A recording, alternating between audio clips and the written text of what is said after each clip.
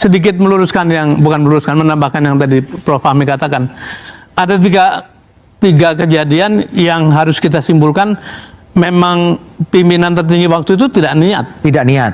Nomor satu, ketika audit hampir selesai, saya dipanggil di dalam ruangan sudah ada 2 menteri yang lain. Saya diperingati apakah audit akan diteruskan atau tidak. Saya mengatakan, Pak Presiden, Bapak sudah janji mau menghapus mafia. Jadi 2 menteri yang lain memberi peringatan, jangan terlalu keras sama mafia, nanti memukul balik. Saya ngotot dengan mengatakan Bapak sudah janji dan audit sudah mau selesai gitu. Itu satu. Yang kedua, kenapa? Seorang menteri bercerita bahwa dipanggil oleh Pak Luhut Panjaitan. Kemudian di sana sudah ada Novanto dan diminta untuk menghentikan audit itu. Itu pasti ada persekongkolan tingkat tinggi gitu. Nah, yang ketiga, ketika audit sudah selesai, kan ada peristiwa satunya Papa minta saham, satu lagi mau melaporkan ke KPK kan.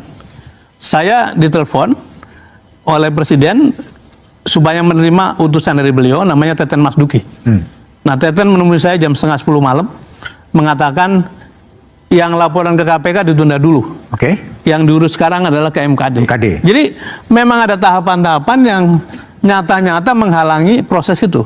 Sekarang adalah menjadi pertaruhan besar bagi pemimpin baru. Kalau betul-betul mau menyelesaikan ini, selesaikan. Dan jalannya banyak, apalagi sudah disiapkan segala macam oleh kejaksaan. Bring me to my knees. Ya, Pak Jokowi nggak mau tahu, nggak mau dengar saya dan Pak Jonan. Kan Pak Jonan dipecat, saya dipanggil ke istana dan saya sudah jelaskan bahwa ini mahal sekali, tidak bisa dibayar. Tapi Pak Jokowi ngotot bisa, karena saya tanya, ini ide siapa sih Pak? Ide saya. Nah, sudah. Jadi ya apa yang sekarang terjadi sudah saya ingatkan, clear di istana juga Pak Jonan sudah bicara sebelum dipecat. Nah, jadi maksud saya ini kan dulunya itu kan Jepang pakai loan, ya kan, bunga 0,01%, ketika dinaikkan 0,5 saja 1,5 sudah teriak semua karena tidak bisa kita bayar waktu itu. Nah, itu yang membuat analisnya itu dari UGM sama dari UI. Nah, kemudian tiba-tiba diambil Pak Jokowi dikasih ke Cina, yang bantu itu dari TB. Bunganya langsung berubah, hitung-hitungan keuangannya berubah. Tambah saya sudah bilang ya sudahlah, mau sudah dibangun, mau dibangun niat Presiden begitu ya ditanggung saja. Dan terakhir ketika konsorsium BUMN itu Wika ketuanya, tapi kemudian Wika angkat bendera putih sehingga diserahkan pada kereta api. Waktu itu saya tanyakan lagi kepada beberapa pihak, ini uang dari mana? Kalau uang kereta api tidak akan bisa membayar. Dan dia bilang, oh enggak, ini nanti uangnya lewat dari pemerintah. Nah, saya nggak tahu dari pemerintah maksudnya PBN atau apa. Ya sudah, jadi kereta api hanya cash saja Pak, kasir saja. Tapi ternyata kan tidak. Tahun lalu pendapatan dari PTBA 6 triliun sudah diambil. Nah, nanti terus bagaimana? Nah, sekarang kalau keributan begini, ya saya setuju dengan Menteri Keuangan, yaitu urusannya Danantara, karena sudah diambil alih kan, kereta api ada di bawah Danantara. Nah, jadi saya juga sudah ingatkan bahwa ketika Sri Lanka tidak bisa bayar utang pelabuhannya diambil dan jadi pangkalan militer Cina di sana. Nah, kalau ini nanti tidak bisa bayar, apa Cina mau ambil? Enggak, mungkin Cina akan saya minta pelabuhan di Natuna misalnya. Apa kita mau pakai kan ini hal-hal yang sudah saya ingatkan lalu kejadian terus gimana hari ini kan banyak pernyataan saya di YouTube di mana muncul lagi, itu sudah lama dari 5 tahun yang lalu. Jadi ya enjoy saja, saya bilang bertanggung jawab Presiden kok, mungkin masih ada sekarang Pak Luhut, coba tanya aja. Bayangkan laporan PPATK tahun 2024 itu ada uang korupsi beredar 984 triliun, bukan 900 miliar ya. 1 tahun kekuasaan era Jokowi di periode terakhir, 1 tahun ada 984 triliun uang korupsi beredar. Itu bisa bayangkan betapa rusaknya Republik ini. Artinya hampir 30% dari APBN. Lo tahu siapa yang menggagalkan 3 periode?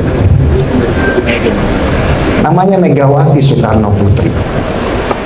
Ketika Pak Jokowi menghadap kepada Bu Mega meminta restu untuk 3 periode, apa yang beliau bilang? Hati-hati Jok, ini melanggar konstitusi.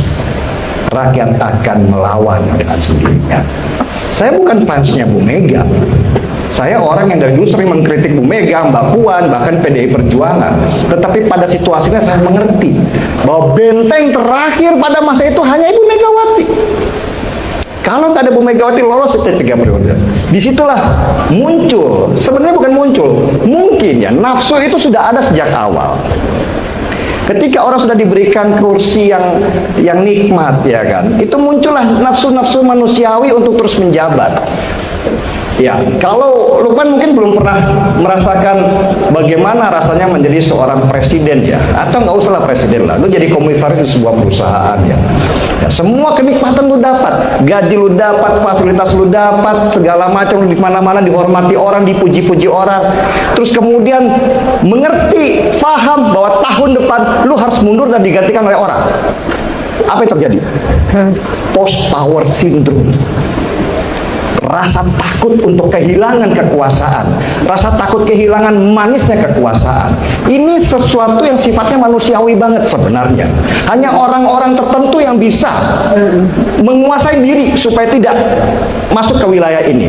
Dan Pak Jokowi yang saya kira pada waktu itu sudah selesai dengan dirinya sendiri, ternyata belum, jauh daripada itu. Mulailah kebencian terhadap Bu Mega digaungkan dengan kata-kata mak banteng dan segala macam, bahwa Jokowi itu adalah boneka partai dan segala macam. Itu udah digaungkan di situ sesudah 3 periode itu ditolak oleh Bu Megawati. Saya ingat, dan ingat dibangunnya KIB pada waktu itu, Koalisi Indonesia Bersatu. Pak Jokowi mempromosikan siapa? Ganjar Pranowo, rambut putih, ingat nggak? Ya kan? Saya ingat banget pada waktu itu, saya pikir itulah sinyal. Ternyata saya baru mengerti di belakangan, itu adalah sebuah cara untuk menarik seorang Ganjar Pranowo dari PDI Perjuangan dan menempatkannya sebagai calon presiden di Koalisi Indonesia Bersatu. Tujuannya apa? Menghancurkan yang namanya Megawati Soekarno Putri dengan partainya PDI Perjuangan. Untungnya Ganjar Pranowo itu seorang yang loyal dan setia, tidak terpengaruh. Dari situ saya mengerti karakternya, ya kan. Gagal 3 periode, gagal hancur PDI Perjuangan. Ini sebenarnya adalah kepanikan yang dilakukan oleh seorang Pak Jokowi ketika dia tidak berhasil menuju apa yang dia inginkan. Makanya keluar kata-katanya Andi Wijayanto pada waktu itu, yang sekarang lagi viral, ya kan. Kalau bisa mengalahkan saya sekarang ini, Anda hebat. Kita akan tunjukkan kehebatan itu di hadapan seorang Jokowi Widodo. Thank you, Pak. Pembukaan sebuah klaim yang mengguncang. Selamat datang pendengar sekalian, kembali bersama kami dalam pembahasan mendalam yang akan mengulas satu topik paling kontroversial dan menyita perhatian publik belakangan ini. Topik kita kali ini sangat berat, menyentuh isu kepercayaan, integritas, dan nama baik seorang pemimpin negara, kita. Berita dan klaim yang beredar menyebutkan ada penilaian internasional yang menempatkan salah satu presiden Indonesia, yaitu Bapak Joko Widodo, sebagai presiden ke-7 paling korup di dunia. Klaim ini langsung meledak menjadi perbincangan panas. Di satu sisi, banyak pihak yang meyakini dan menguatkan penilaian tersebut, menyebutnya sebagai bukti nyata manajemen pemerintahan yang penuh ketidakberesan. Namun di sisi lain, penolakan keras dan pembelaan kuat juga muncul, menyebut penilaian itu tidak berdasar, berbau politik, dan tidak sah secara metodologi. Selama kurang lebih 14 menit ke depan, kita akan bedah tuntas dari mana asal penilaian ini, apa dasar dan ukuran yang digunakan, apa saja tuduhan dan dugaan korupsi yang dikaitkan dengan masa pemerintahan beliau, bagaimana tanggapan pemerintah, para ahli, dan masyarakat, serta sejauh mana kebenaran dan dampak dari klaim besar ini bagi nama baik bangsa Indonesia. Jam 1:10 menit, jam 2:45 menit. Asal mula klaim, dari mana datangnya penilaian ini? Pertama-tama harus sumbernya. Kabar yang menyebut Jokowi menempati urutan ke-7 sebagai pemimpin paling korup di dunia ini bermula dari sebuah laporan atau penilaian yang di media sosial, media asing, dan situs-situs pengamat internasional. Penilaian ini dikaitkan dengan memantau anti korupsi internasional, namun seringkali sumber persisnya diperdebatkan. Pihak yang menyebarkan dan meyakini berita ini merujuk pada data yang mengukur tingkat transparansi, pengelolaan keuangan negara, serta kasus besar yang terjadi selama masa jabatan. Dalam nama Jokowi disebutkan bersanding dengan nama-nama pemimpin negara lain yang memang sudah lama dikenal bermasalah dengan hukum dan kasus korupsi besar-besaran di negaranya.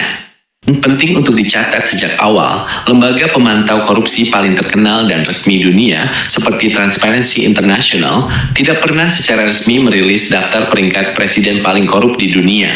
Lembaga tersebut biasanya mengeluarkan indeks persepsi korupsi yang mengukur kondisi korupsi suatu negara, bukan menilai secara pribadi para pemimpin.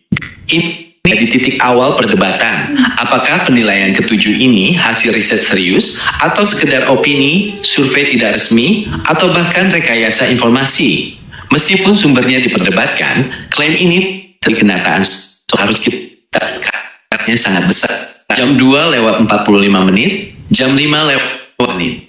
Penilaian, apa saja yang dijadikan ukuran, mengapa dinilai korup, apa saja yang dilihat oleh pihak-pihak yang memberikan penilaian tersebut, berdasarkan argumen dan tuduhan yang beredar, serta dijadikan dasar penilaian, setidaknya ada 5 poin besar yang sering dikemukakan sebagai alasan kenapa Jokowi masuk dalam daftar tersebut. Poin pertama, meluasnya kasus korupsi di berbagai sektor. Kritikus menyoroti bahwa selama masa pemerintahan Jokowi, kasus korupsi justru semakin banyak terungkap dan nilainya sangat fantastis.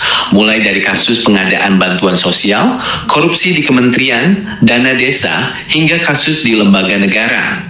Pihak penilai berargumen, jika di bawah kepemimpinan Anda korupsi merajalela dan melibatkan pejabat tinggi, maka pemimpin puncak harus bertanggung jawab. Ada anggapan bahwa korupsi tidak bisa besar dan masif jika tidak ada perlindungan dari atas. Poin kedua, dugaan nepotisme dan dinasti politik. Ini adalah isu yang paling panas.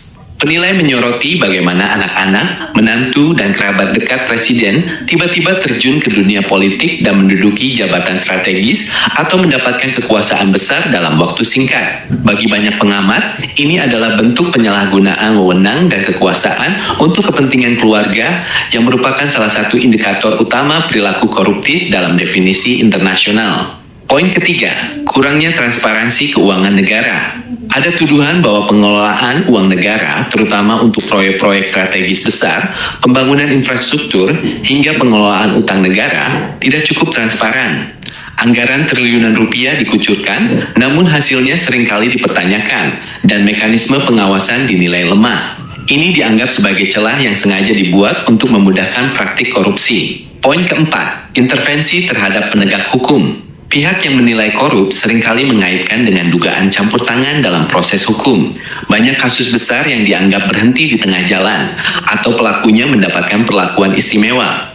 Ada anggapan bahwa penegak hukum seperti kepolisian, kejaksaan, maupun KPK menjadi tidak independen dan tunduk pada kekuasaan politik, sehingga korupsi tidak bisa diberantas sampai ke akarnya. Poin kelima, masalah dokumen dan legalitas. Yang tidak kalah penting, polemik ijazah dan dokumen pendidikan yang sudah sering kita bahas sebelumnya juga masuk dalam penilaian. Bagi pandangan internasional, seorang pemimpin yang diduga memiliki dokumen bermasalah di awal sulit dipercaya integritasnya dalam mengelola uang rakyat. Kelima poin inilah yang disusun menjadi argumen utama di balik klaim presiden ketujuh paling korup di dunia tersebut. Jam 5:20, jam 7:45, bantahan keras, penilaian salah, tidak berdasar, dan politik. Tentu saja, penilaian seberat ini memicu reaksi balik yang sangat keras, baik dari pihak pemerintah, pendukung, hingga para ahli yang menilai penilaian itu keliru.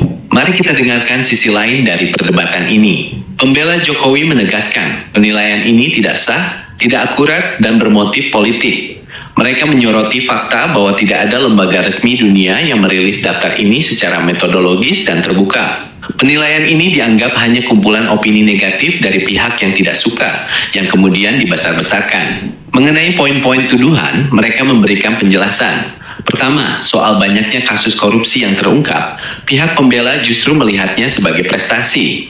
Menurut mereka, banyaknya kasus yang diusut dan ditangkap justru bukti bahwa pemerintah serius memberantas korupsi, bukan bukti bahwa pemerintah korup. Artinya, hukum berjalan dan tidak menutup-nutupi. Kedua, soal nepotisme, mereka berargumen bahwa anak atau kerabat adalah warga negara biasa yang punya hak politik sama dengan orang lain.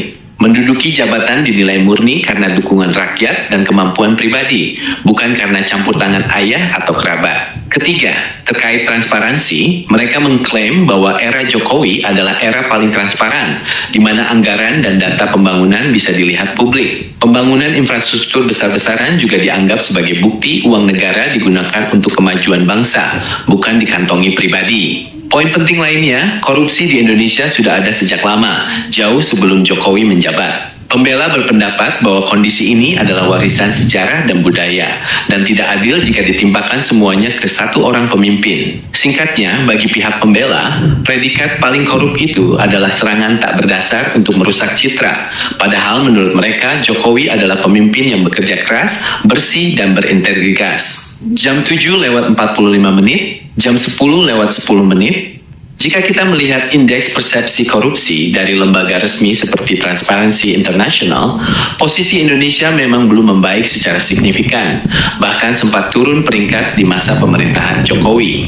Ini artinya, persepsi dunia terhadap korupsi di Indonesia masih buruk, dan karena Jokowi adalah pemimpin tertinggi, maka nama beliau yang paling disorot. Pengamat juga menyoroti soal definisi korupsi. Di dunia internasional, korupsi tidak hanya mencuri uang, tapi juga mencakup penyalahgunaan kekuasaan, nepotisme, kolusi, dan penyalahgunaan kebijakan. Dalam konteks ini, banyak kebijakan besar pemerintahan Jokowi seperti perubahan undang-undang, relokasi ibu kota, hingga proyek strategis sering dikritik karena dianggap menguntungkan kelompok tertentu dan minim partisipasi publik. Hal-hal inilah yang masuk dalam kategori praktik koruptif dalam pandangan banyak pengamat internasional. Namun, pengamat juga mengingatkan, belum ada putusan hukum. Seberat apapun tuduhan, selama belum ada putusan pengadilan yang berkekuatan hukum tetap yang menyatakan beliau bersalah korupsi, maka secara hukum beliau tetap dianggap bersih. Predikat korup masih bersifat penilaian moral dan politik, bukan vonis hukum. Jam 10:10, jam 12:20. Dampak besar, citra bangsa dan kepercayaan publik. Klaim bahwa presiden kita masuk urutan ke-7 paling korup di dunia membawa dampak yang luar biasa besar, bukan hanya bagi pribadi Jokowi, tapi bagi seluruh bangsa Indonesia. Dampak pertama dan paling terasa adalah kerusakan citra Indonesia di mata dunia. Ketika pemimpin negara dianggap korup, maka negara itu sendiri dianggap berisiko. Ini bisa berpengaruh pada investasi asing, kepercayaan mitra dagang, hingga posisi tawar Indonesia di forum internasional. Dunia akan melihat Indonesia sebagai negara yang dijalankan dengan cara-cara korup. Dampak kedua adalah perpecahan di masyarakat. Isu ini semakin menajamkan jurang pemisah. Ada kelompok yang sangat percaya penilaian itu dan merasa kecewa berat, merasa selama ini tertipu. Di sisi lain, ada kelompok yang merasa harga dirinya diinjak, merasa pemimpinnya difitnah dan marah besar. Perdebatan ini terjadi di mana-mana, dari warung kopi hingga media sosial, dan sangat sulit disatukan kembali. Dampak ketiga adalah krisis kepercayaan pada institusi.